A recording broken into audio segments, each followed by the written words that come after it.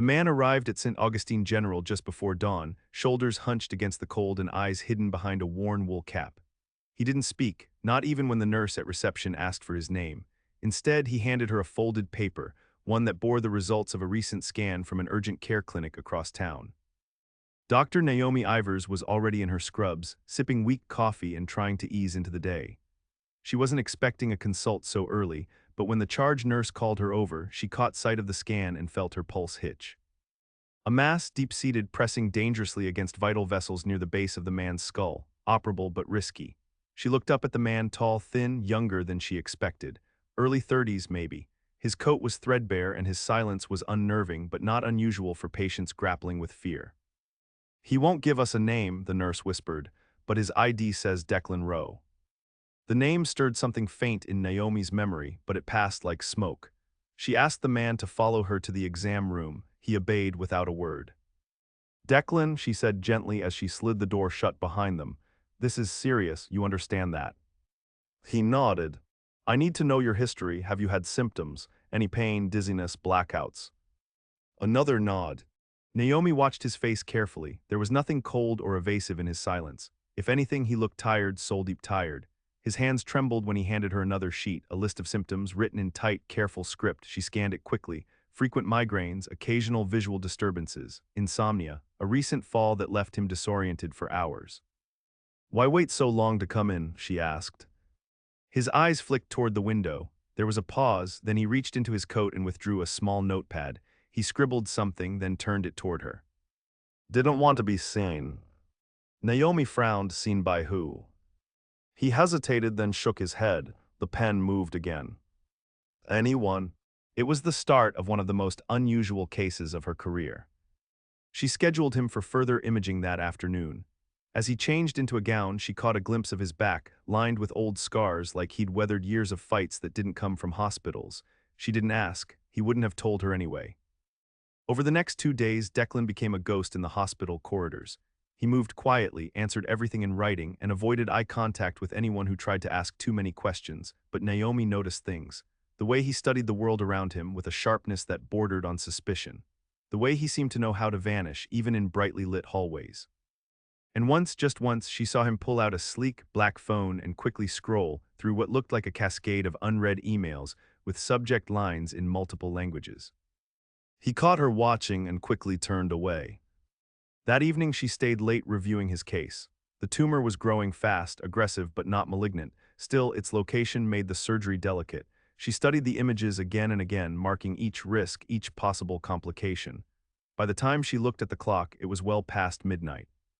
She glanced at her phone, a message from her father, another from her ex-husband asking about their daughter's school schedule, life beyond the hospital. She shoved the phone in her pocket. When she stepped into the staff lounge, she wasn't expecting to find Declan there, alone, watching the rain through the narrow window. "You shouldn't be wandering around unsupervised," she said quietly. He turned, unstartled. His notepad was already in hand. Couldn't sleep, didn't want to be alone. The honesty of it caught her off guard. She sat across from him. For a long while they just sat in silence. Rain traced silver lines down the glass. "I've seen cases like yours," she murmured, "but never in someone so young." He wrote again. "Too young to die, right?" Her throat tightened. "You're not dying, not on my watch." For the first time, a flicker of something crossed his face. Not quite a smile, but almost. They scheduled the surgery for Friday morning. By then, she'd gotten special permission to waive certain ID verifications, citing the patient's right to privacy. It was a gray area, but something about Declan made her want to protect his secret, whatever it was. Friday arrived cold and bright. In the surgical suite, Naomi felt the familiar rhythm take over, the calm certainty she had honed over years. She stood over Declan, now unconscious beneath the sterile drapes, and whispered a silent promise. "I'll bring you back." The procedure lasted nearly 6 hours.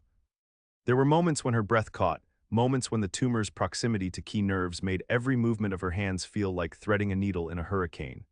But the mass came free, piece by piece, and when it was done, she closed him up and peeled off her gloves with hands that ached from tension.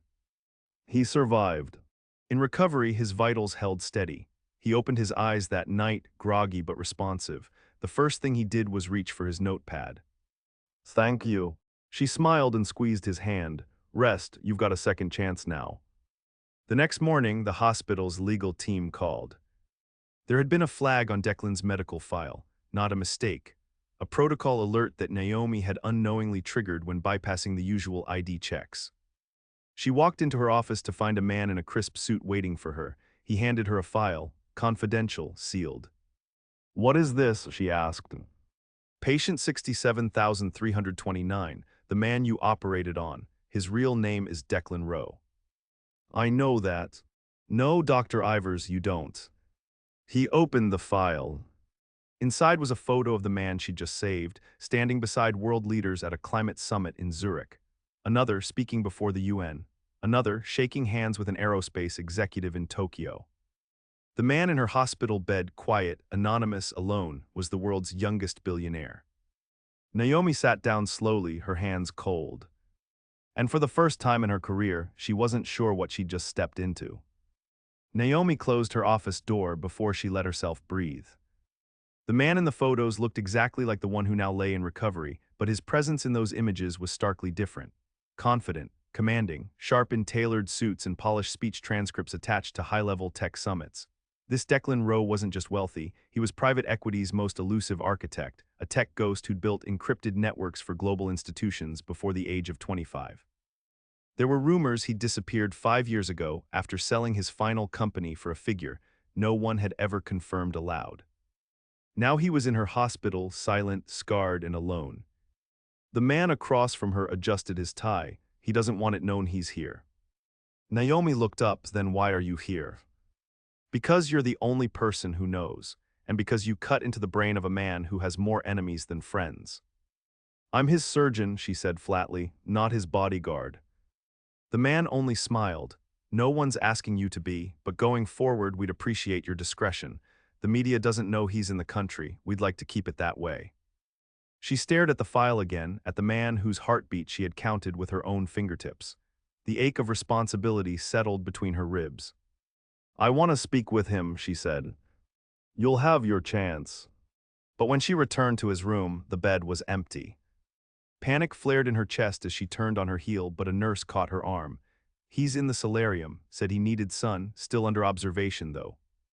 She found him seated in the far corner, arms folded loosely across his chest, head tilted to the pale light streaming through the glass ceiling. He didn't look surprised when she approached. He simply held out his notepad. You found out. Naomi sat slowly beside him. Why didn't you tell me who you were? He looked at her a long time before writing again. Didn't want to be someone. You're someone whether you like it or not. A pause then. Not with you. The words struck something unsteady in her.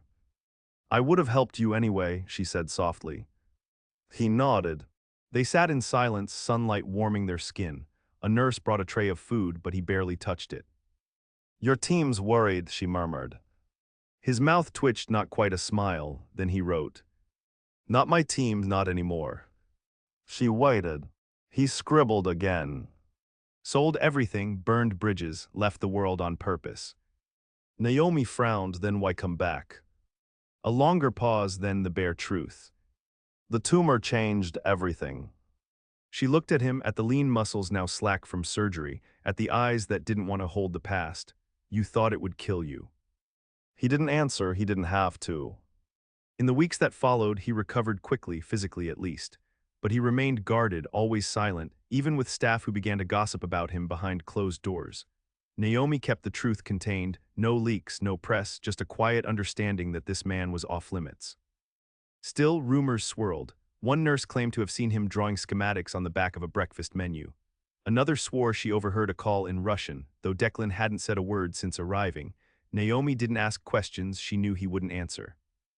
But what she did notice, what no one else seemed to see, was how his silences began to soften around her. One evening, she found him waiting for her in the hallway after her last rounds. He handed her a folded paper, but it wasn't medical. It was a sketch of her, bent over a chart, frowning thoughtfully. Naomi looked up, surprised. You drew this. He nodded almost sheepishly. You're good. He wrote. Used to draw before the coding, felt more honest. She traced the lines of the pencil, how they had captured something in her expression she didn't even know she wore. You saw all that. I see you. Something fluttered beneath her ribs. She handed the paper back. You should rest. He didn't take it, he gestured for her to keep it. That night she didn't sleep. There had been patience before, complicated, brilliant, guarded, but this was different. Declan's silence wasn't empty. It was full of memory, full of weight. And slowly, without meaning to, she found herself making excuses to linger in his room a little longer, reading out loud while he watched the rain, sharing stories from her med school years, letting the quiet grow comfortable between them. Sometimes he wrote notes, sometimes he just listened. One afternoon, she walked in to find him gone again. Heart thudding, she scanned the halls until she heard his voice. A voice. He was speaking to a child in the pediatric ward, kneeling beside a girl with brittle bones and wide, frightened eyes. His voice was low and even patient. Naomi stood frozen, her breath catching as she listened to him describe a starship made of light and glass, piloted by someone just like her. She waited until the story ended. He looked up and saw her. You speak, she whispered. He nodded, not often, not unless it matters. Why now? He stood, brushing off his jeans. She needed a story, so did I. Naomi stared at him. You told me you couldn't. I didn't lie, I just stopped. People always listen when you have money. They stop hearing you. She didn't answer, she didn't need to. They walked back in silence. From that day on, he began to speak more, though only with her. Quiet sentences, careful thoughts, like every word cost him something. He told her about his mother, who died when he was 14, about the man who took over as his legal guardian, more investor than parent, about the years spent building something massive just to prove he was worthy of being seen. And the moment he realized it had cost him everything else. Naomi didn't pity him, she understood. She knew what it meant to live for a title, to wear responsibility like armor, to carry the weight of others' expectations until you forgot the sound of your own voice. One night as he lay in bed, she sat beside him and placed her hand over his. Do you ever wish you could undo it? She asked. He looked at her, eyes dark and steady. Sometimes, but not this part, not being here. Why? He smiled faintly, because of you. It wasn't a confession, it was something deeper. A quiet truth passed between two people who had seen each other without the masks. Their closeness didn't come in grand moments. It came in the smallest ones, her bringing him coffee just the way he liked it, him leaving her notes with sketches of her hands, her smile, her laugh. She never asked why he stayed so long in recovery. She suspected he didn't want to go back to the world waiting outside. But the world was getting closer. One morning, security footage showed a man snooping around the nurse's station. He claimed to be press. Naomi had him escorted out. But the next day, an anonymous article hit a fringe website. Missing tech mogul spotted in Chicago hospital. No names, no confirmation, but Declan read it, jaw tight. I can't stay, he said quietly. She nodded, I know. Neither of them said what they meant. When he left, it was without ceremony, a gray hoodie, a satchel over one shoulder. He paused in the hallway, turned back. Thank you, Naomi. You don't owe me anything. He smiled, that's why I stayed. He kissed her forehead, soft, grateful, and walked out into the morning light. She stood in the corridor long after he vanished from view. Back in her office, she found an envelope tucked beneath her chair. Inside, a check with no amount written and a note.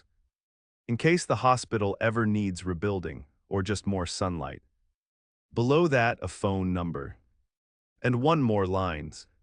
Call me when you want to disappear too.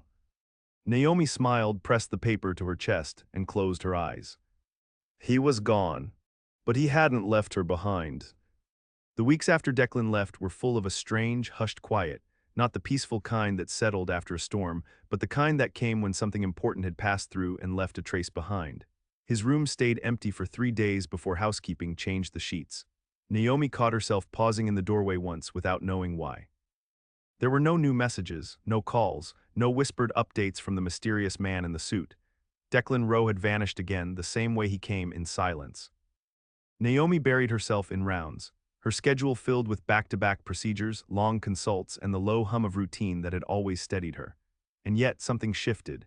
She'd catch herself staring out the solarium window where he used to sit, or reaching for her pocket expecting another sketch to appear. The drawing he'd given her remained tucked into her notebook.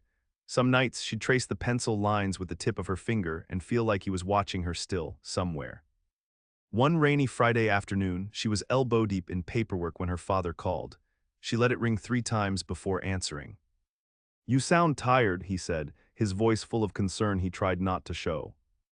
"I am's long week. You've had a lot of those lately." She knew what he meant. Her father had never asked for details, but he could always tell when something heavy lived under her skin. "I'm fine, Dad, really." "You know," he said, pausing, "your mom always said it's the quiet ones that carry the loudest storms." She thought of Declan's silence, the way it held grief and brilliance and tenderness all at once. She closed her eyes. "Maybe," she said. Later that night, after the halls emptied and the fluorescents buzzed softly overhead, Naomi opened the number he'd left her. Her fingers hovered above the screen. She didn't call, but she typed a message. "I hope you're somewhere you can see the stars." She didn't expect a reply. It came 5 minutes later. "They're brighter than I remember. Come find them with me." Her heart kicked against her ribs. She stared at the message so long the screen dimmed. He was still watching the sky. But the hospital still needed her. She didn't answer. Only 2 months passed. Summer stretched into fall, and with it came new residents, new patients, a new chief administrator with too many ideas and not enough time to listen. Naomi found herself stepping into roles she hadn't meant to take: teacher, mediator, confidant. She handled it all the way she always did, gracefully if not effortlessly. Until the night they brought in the teenage boy with a ruptured aneurysm. 17, brilliant, already accepted into MIT. His mother begged Naomi to save him, tears running down her face in trembling streaks. She did. She stood for 9 hours in that OR, hands steady, her mind locked on every vessel like it was the only one in the world. And when it was done, when the boy was alive and breathing and whole again, Naomi stepped outside into the cold air behind the hospital and wept. Not because she was tired, but because Declan should have seen it. The way the stars came out all at once, like they knew something beautiful had happened below. She went home that night and texted him. "I think I'm ready." The reply was instant. "Then come." There was no address, just coordinates. "Somewhere deep in northern Maine." She took a week's leave and didn't tell anyone why. She packed light jeans, a few sweaters, her old hiking boots.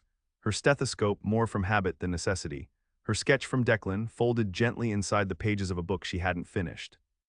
The cabin was hidden among trees, nestled beside a lake so still it looked like glass. Smoke curled from the chimney. Wind whispered through the pines. There were no guards, no signs of wealth, only quiet, only space. He opened the door like he'd been expecting her every day since he left. Naomi stared at him. He looked different, softer. The tension that once wrapped his shoulders had unraveled just slightly. His voice was warm when he said her name. "Naomi." She crossed the threshold. "I thought maybe you made it all up," she said. He smiled. "I did, that's why it's real." He cooked that night simple food full of flavor. They ate by the fire, legs curled beneath them, the lake dark behind the windows. He told her he'd been painting, building a boat by hand, reading books he never had time for. "And the money?" she asked. He shrugged, still there. "I gave most of it away." "To who?" "People who asked for nothing, the ones who whisper instead of shout." She looked at him. "You ever miss it, the world?"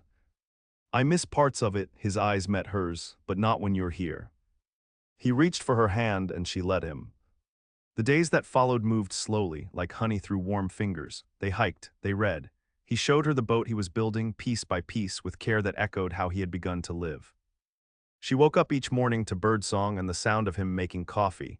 They didn't speak much. They didn't need to. One morning they lay on the dock, fingers entwined, sun warming their skin. He turned to her. "What would you do if you weren't saving everyone else?" She thought for a long time, then whispered, "Maybe this just be." He nodded. "You save people because it's who you are, but you don't have to lose yourself doing it." Naomi stared up at the sky. "I don't know who I am when I'm not saving someone."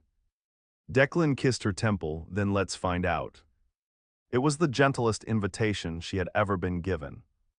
But they both knew it couldn't last forever. Not yet. The hospital called 5 days later. A mass trauma, they needed her.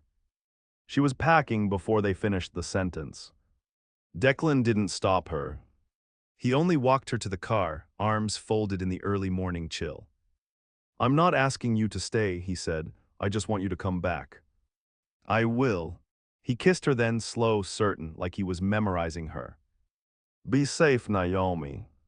She drove back into the noise, the hospital's fluorescent lights, the blood and breath and fragile hope she knew so well. And when it got quiet again, when her hands were finally still and the patients were stable, she reached for her phone. Still building that boat. His answer came before the screen finished loading. Still waiting to take you out on it. Fall deepened into early winter, and the world outside the hospital began to stiffen with cold. Naomi found herself watching the trees through her office window, leaves curling into brittle edges, light shrinking in its reach. The trauma of the mass casualty had passed, but something in her hadn't settled. The pace, the pressure, the sudden contrast between his world and hers, it left her split in two, like someone walking with one foot still in a dream. She threw herself into the work. 12-hour shifts became 14. Residents leaned on her more than ever. She barely noticed the passing days until the first frost hit and her windshield crackled under her hands. She hadn't texted Declan since she returned. She told herself it was because she needed space, because the hospital had needed her, because she didn't know how to live two lives at once. But the truth, the quieter truth, was that part of her was afraid. Afraid that if she went back to that cabin, if she let herself want that kind of stillness, she might not want to return. One evening, as she was leaving a post-op consult, she caught sight of someone standing at the far end of the hallway. For a moment, her heart stuttered. But it wasn't him, just a man with the same stillness in his posture, that same quiet gravity. Her phone vibrated in her coat pocket as she turned toward the stairwell. One new message. The boat is finished. She stared at it for a long time. Another followed a minute later. Doesn't float without you. The hospital threw its annual winter benefit a week later. Naomi never stayed long. She hated the flash of it, the rented suits, the champagne, the donors congratulating themselves for caring once a year. But this time she lingered. Maybe it was because she needed to see what she was giving up. Or maybe she was just tired of pretending she wasn't somewhere else in her mind. Her hair was pinned up, her gown an old navy satin she hadn't worn since residency. She stood near the back, listening to the board chair drone on about growth initiatives, and barely heard when someone stepped up beside her. I heard they were honoring you tonight. She turned so fast the breath caught in her throat. Declan. No hoodie, no shadows, just him in a dark suit, no tie, his hands casually tucked into his pockets. And yet the moment their eyes met, the noise of the gala vanished. She exhaled, you came here. I figured if you weren't coming to the lake, I'd come to you. He smiled, and it was quieter than any welcome she'd ever known. You clean up well, she said, her voice softer than she meant it to be. He tilted his head. You always look like this in hospital fundraisers. Only when they guilt me into it. Someone approached him then, recognizing the face if not the name. Declan nodded politely, gave no clue to who he really was, and deflected with practiced ease. Naomi watched him. Even here among the noise he was apart from it, not above, not beneath, just beside it. Later that night, as the crowd dwindled and the music grew softer, he found her again near the coach room. You didn't answer my last message, he said. I wasn't sure I should. He nodded once. Do you still think about it, the lake? Every day. Then come back. It's not that simple. It could be. Naomi didn't speak for a moment. I don't want to be someone who walks away from what she's built. You're not walking away, he said gently. You're just stepping toward something else. She looked at him. I need to know there's room for both, she whispered. Declan didn't flinch. There is, we'll build it. He reached into his jacket then and handed her something small, a key. What's this? To the boathouse, there's a map inside. She stared at the key in her palm. I've been waiting, he said, but I won't wait forever. Naomi blinked back something she couldn't name. I know. He left before she could answer, or maybe he left so she wouldn't have to. The holidays came quickly. She volunteered for the Christmas shift, the New Year's shift, and the day after that. She said it was because she had no family nearby, but her father saw through it when they spoke. You always take care of everyone else, he said. You ever wonder who takes care of you? Naomi didn't answer. But when she got home that night, she opened the drawer where she'd hidden the key. She stared at it for a long time. Then she packed a bag. The lake was frozen when she arrived, moonlight stretching long across the snow. The cabin glowed with firelight. Smoke rose steady from the chimney. The world felt suspended, like something sacred was waiting. She stepped onto the porch, heart pounding, and knocked once. He opened the door with the ease of someone who had opened it 1,000 times in his mind. "You came back," he said, voice steady. She nodded. "I was always going to." They didn't say more. She dropped her bag by the door and walked into the warmth. The fire crackled, the silence folded around them like a woolen shawl. Later, they stood outside on the dock, breath clouding the air. The boat sat covered in a tarp nearby, resting for spring. She reached for his hand and held it. "This doesn't mean I'm giving up the hospital," she said. "I wouldn't ask you to. I might have to leave again. I'll be here." She turned to him then, eyes lit with something clear. "You don't have to be, you could go back to the world." "I already did," he said. "It just didn't feel like anything until I found you." He touched her cheek, gently, reverently. "I don't want to build empires anymore," he whispered. "I just want to build a life." Naomi leaned into him, the hush of snow around them. And for the first time in years, she let herself believe it was possible. Spring arrived like a breath held too long. The ice on the lake receded in slow spirals, trees shaking off their bare branches with cautious buds of green. The dock, once blanketed in snow, began to warm beneath the early April sun. Naomi stood there one morning, barefoot, coffee in hand, watching the reflection of the sky ripple on the water's surface. Inside the cabin, Declan was fixing a hinge on the pantry door, sleeves rolled up, dust in his hair. He hummed sometimes now without realizing it, not loudly, just enough for her to catch it in quiet corners. He'd grown into the silence like it was a language, not a hiding place. They had carved out a rhythm over the past months, slow, intentional, full of space and steady warmth. She returned to the hospital once a week, flying in early mornings, back before nightfall if she could. It wasn't easy, but it was theirs. Patients still needed her. She still needed them, but she no longer belonged to the hospital, not entirely. Here she belonged to herself. To this. To him. Declan kept his world small. He worked with his hands, chopped wood, wrote code only when he felt like it. He taught himself how to cook from scratch, ruined 5 loaves of sourdough before he got it right. She teased him for each one, kissed flour off his cheek when he finally pulled out a golden-crusted triumph like he'd solved a theorem with his bare hands. Some nights he painted, landscapes. Her sometimes caught unguarded in a sweater, reading by the fire, laughing at something she didn't even remember. Once she found a canvas turned to the wall. When she peeked, she saw the moment they'd first met, her in scrubs, eyes narrowed in concern, him pale and silent beneath fluorescent light. But his face in the painting held something his real one hadn't then, hope. "I didn't know you were watching me that closely," she said. He looked up from the porch, where he was sanding the edge of the boat. "I was afraid I'd forget," he said, "how it felt being seen and not erased." She understood, deep in her bones, she understood. They launched the boat the day the last frost vanished. It was a simple thing, handmade pine wood and canvas sails, but it cut through the lake like it belonged there. Naomi sat at the bow, hair wind-tossed, sun grazing her skin. Declan steered quietly, a steady hand on the tiller, eyes on the horizon. Halfway across, she turned to him. "You ever wonder what would have happened if we hadn't met the way we did?" He considered it, gaze thoughtful. "I think I would have died," he said, not dramatically, but as a plain truth. "Because of the tumor." "No," he said, "because I'd already stopped living." She looked down at the water, glassy and endless. Her voice was low. "I was surviving too, before you." He reached for her hand, not urgently, just gently, like an anchor. "And now I breathe different," she said. They didn't rush into anything more than what they already were.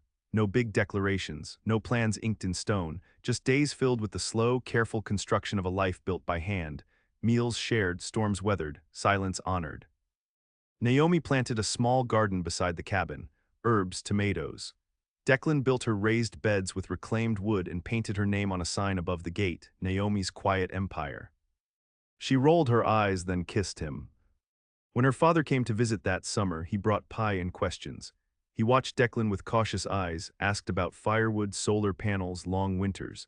By the end of the week, he was teaching Declan how to play chess and asking Naomi if she was happy. She said yes. He believed her. The hospital changed while she was gone, new leadership, new culture. She kept her license, trained new staff when they asked, but she no longer flinched at her phone in the middle of the night. She no longer carried the weight of every outcome on her shoulders. I saved a lot of people, she told Declan once, sitting on the cabin steps with her knees pulled to her chest. But I didn't always save myself. He wrapped a blanket around her, sat beside her. You did now, he said. She nodded, tears catching in her lashes. I think I just needed someone to remind me that I was allowed to. What? 1 year after the surgery, they sailed across the lake again, same route, same boat. Naomi brought the sketch he'd drawn of her in the hospital and let the wind catch it for a moment before folding it back into her coat. It had yellowed slightly. She didn't mind. She looked at him. You ever want to go back to that other world? Declan leaned back, one hand on the ropes, his face lined with sun and softness. No, he said, but sometimes I think about what I'd say to the person I used to be. What would you say? He thought for a moment, then met her gaze. Hold on, she's coming. Naomi reached for his hand and held it tight as the boat slipped across the water, stars beginning to flicker into view above them. No grand ending, no sweeping gesture. Just this. Just love that had learned to whisper instead of shout. And the kind of healing that begins in silence but ends in home.